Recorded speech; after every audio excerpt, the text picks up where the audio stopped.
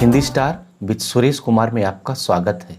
आज की इस वीडियो में हम तुलसीकृत कवितावली के उत्तरकांड से ली गई रचना धूत कहो अवधूत कहो रजपूत कहो जुलाहा कहो को की सरल एवं संक्षिप्त व्याख्या तथा इस सवैया पर आधारित परीक्षा में पूछे जाने वाले महत्वपूर्ण प्रश्नों की चर्चा करेंगे तथा इसका काव्य सौंदर्य भी इस वीडियो में हम आपको बताएंगे।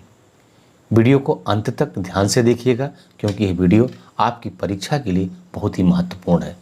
अच्छा लगे तो लाइक, कमेंट, शेयर और सब्सक्राइब करना मत भूलिएगा। आइए बिना देर किए पढ़ना प्रारंभ करते हैं। धूत कहो अवधूत कहो रजपूत कहो जुलाहा कहो को काहू की बेटी सो बेटा न ब्याहब काहू की जाति बिगाड़ न सो तुलसी सरनाम गुलाम है राम को जाको रुचय सो कहे कुछ ओ मांग के खैबो मसीत के सोबो लेबो को एक न देबो को दो। आइए अब इस सवैया की व्याख्या करते हैं। व्याख्या के दौरान ही मैं आपको इसके कठिन शब्दों को बताता चलूँगा। जैसे कहते हैं तुलसी कि धूत कहो, मुझे कोई धूर्त कहे।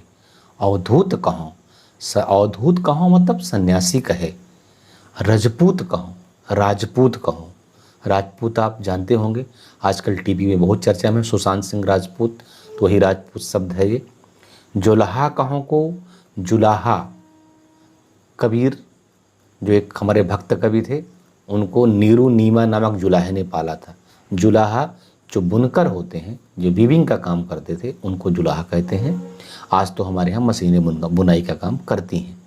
तो यहाँ पर इस पंक्ति में तुलसी क्या कह रहे हैं कि कोई मुझे धूर्त कहे, अवधूत कहे, सन्यासी कहे, राजपूत कहे या जुलाहा कहे, कुछ भी कहे, मुझे कुछ फर्क नहीं पड़ता है। क्यों नहीं फर्क पड़ता है? क्योंकि मुझे काहू की बेटी से बेटा न ब्याह, किसी की बेटी से अपने बेटे का ब्याह नहीं करना है।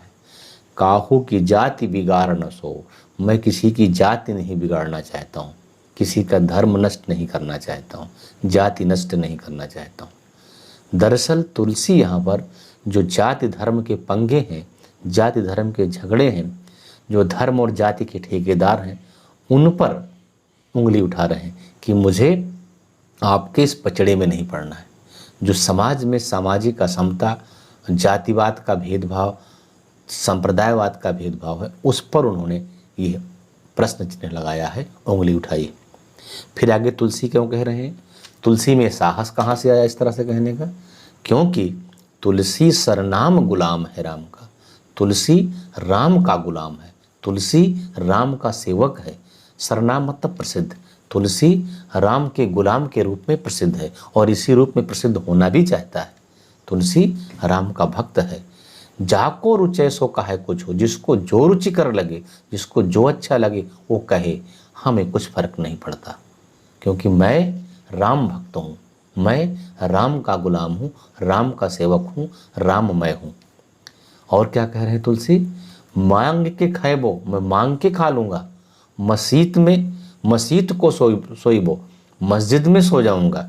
लैबो को एक न देबो को दो, मुझे किसी से कुछ लेना देना नहीं। मांग के खैबो मतलब मांग के खा लूँगा।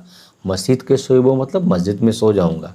और लैबो को एक न देबो को दो मतलब लेना एक न देना दो, एक मुहावरा है, उसी को यहाँ ब्रज में उन्होंने कहा है, लैबो के एक न देबो को दो। तो तुलसी ये किस बल पर कह रहे हैं, किस ताकत पर कह रहे हैं? क्योंकि वो राम के भक्त हैं, राम पर आश्रित हैं। उन्हें पता है कि उनके राम उनका सब कुछ उचित करेंगे, उनके साथ कुछ अनुचित नहीं होगा। तो इसलिए तुलसी क्या कह रहे हैं कि हम मांग के खा लेंगे, मस्जिद में सो जाएंगे, मुझे किसी से कुछ लेना देना नहीं। जो धर्म के ठेकेदार हैं, जाति के ठेकेदार, जो उनको करना हो करते रहें, जो बोलना हो बोलते रहें। तुलसी राम का गुलाम है, राम का सेवक है, राम का भक्त है। एक एक शब्दों के अर्थ शायद हो गए होंगे। अभी हम प्रश्नों की चर्चा करें तो वहाँ और स्पष्ट कर देंगे। अब यहाँ पर दो तीन बातों का हमें ध्यान देना है। तुलसी की जो अगाध श्रद्धा है, देखिए अगर आप किसी भी विषय पर कविता लिख रहे हैं तो न जाने कितनी बार वो कल्पना आपके दिमाग में और दिल में गूंजेगी। और तुलसी ने तो पूरा रामचरित ही लिखा है, उनकी हर रचना राम पर है। तो आप सोच सकते हैं कि तुलसी की रग रग में राम समाये हुए हैं। तुलसी की रोम रोम में राम समाये हुए। और मगर ये मैं कहूँ कि राम इस हमारी भूमि पे जर्रे जर्रे में समा है तो अतिशयोक्ति नहीं होगी। बस राम के रूप अलग अलग हैं, अलग अलग रूपों में लोग मानते हैं। इसीलिए तुलसी ने यहाँ कहा है कि मांगे के कहे वो मसीत के सो। मुझे मस्जिद में सोने में भी प्रॉब्लम नहीं, क्योंकि तुलसी का ये मानना है कि ईश्वर की कोई जाति नहीं होती, ईश्वर का कोई धर्म नहीं होता है, ईश्वर एक होता है। और यहाँ पर ऐसे बहुत प्रश्न आते हैं कि तुलसी के राम अलग हैं, कबीर के राम और तुलसी के राम की तुलना कभी कभी बड़ी परीक्षाओं में आती है। तो मैं आपको बताऊं कि जब आप तुलसी को सतही तौर पर पढ़ेंगे तो लगेगा कि तुलसी के राम कबीर के राम से अलग हैं, कबीर के राम से अलग हैं, दशरथ पुत्र राम लगेंगे। लेकिन जब आप तुलसी का उत्तरकांड पढ़ेंगे रामचरितमानस का, तो आपको लगेगा कि तुलसी के राम और कबीर के राम में बहुत अंतर नहीं, बड़े आसपास का मामला है।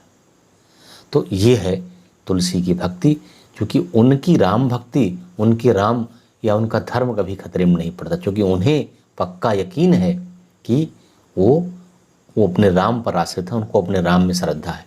आज हमारा आपका धर्म कभी कभी खतरे में पड़ जाता है, क्यों? इन्हीं धर्म के ठेकेदारों की वजह से। दरअसल हमारा धर्म खतरे में नहीं होता है, इन धर्म के ठेकेदारों की कुर्सी खतरे में होती है, इसलिए हमको आपको बरगलाते हैं। खतरे में कुछ नहीं। और ये अधकचरा ज्ञान है। अगर वास्तव में राम भक्त हैं या और कोई ईश्वर भक्त हैं तो उनका धर्म कभी खतरे में नहीं पड़ेगा। वो कहते हैं ना कि धर्म जोड़ता है, तोड़ता नहीं। चलिए, इसी से मिलती जुलती एक और पंक्ति, एक भरोसो एक बल एक आस विश्वास एक राम घनश्याम हित चातक तुलसीदास। अर्थात तुलसी यहाँ पे क्या करें कि हम एक के भरोसे हैं, एक बल है, एक आस है, एक विश्वास है और एक राम घनश्याम के हित तुलसीदास चातक बन गया है। ये पंक्ति इससे मिलती जुलती है, तुलसी सरनाम गुलाम है राम को। इस पंक्ति में भी तुलसी की अगाध श्रद्धा प्रकट हुई है राम में, और इस पंक्ति में भी जो मैंने भी पढ़ा। आइए अब हम काव्य सौंदर्य के बिंदुओं को देख लेते हैं।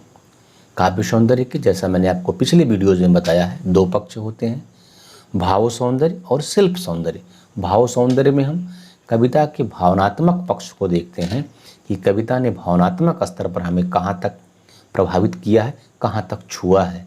और शिल्प सौंदर्य में हम देखते हैं कि व्याकरणिक स्तर पर कविता किस कोटि की है, अर्थात उसमें कौन सा रस है, कौन सा छंद है, कौन सा अलंकार है आदि। तो इस कविता में आपने देखा होगा कि सामाजिक समरसता की मिसाल कायम की तुलसी ने, जब वो कहते हैं कि मांग के खैबो मसीत के सोबो लैबो को एक न दैबो को दो। तो सामाजिक समरसता का, सामाजिक एकता का बड़ा ही सुंदर उदाहरण तुलसी ने प्रस्तुत किया है। और दूसरा बिंदु होगा दास्य भाव की भक्ति का चित्रण हुआ है। यहाँ पर दास्य भाव की भक्ति का चित्रण कैसे हुआ है, जब वो कहते हैं तुलसी सरनाम गुलाम है राम को, तो क्या है, दास्य भाव की भक्ति ही तो है कि राम का गुलाम अपने आप को बताते हैं। फिर जब वो मस्जिद में सोने की बात कह रहे हैं तो वो सामाजिक समरसता, सांप्रदायिक सौहार्द और उदारता का परिचय देते हैं। ये तुलसी की महानता है। वो समाज की परवाह नहीं करते हैं कि समाज हमारे बारे में क्या कहेगा। कवि को अपने राम में अटूट आस्था है, अगाध श्रद्धा है, इसीलिए वो कहते हैं कि तुलसी सरनाम गुलाम है राम को, जाको रुचय सोच का है कुछ हो। और इसी से मिलती जुलती पंक्ति जो मैंने बताया कि एक भरोसो एक बल एक आस विश्वास एक राम घनश्याम हित चातक तुलसीदास। यहाँ भी वही बात है, तुलसी की अपने राम में अगाध श्रद्धा है। आइए अब हम शिल्प सौंदर्य देख लेते हैं। शिल्प सौंदर्य में छंद सवैया है, भाषा ब्रज है और शब्द चयन भावानुकूल है। ये बड़ी कॉमन लाइन है, इसको आप नोट कर लीजिएगा। जब आपको शिल्प सौंदर्य लिखना हो तो हर कविता में फिट बैठ जाएगी, क्योंकि कोई भी कवि कविता में शब्दों का चयन भावना के अनुकूल ही करता है।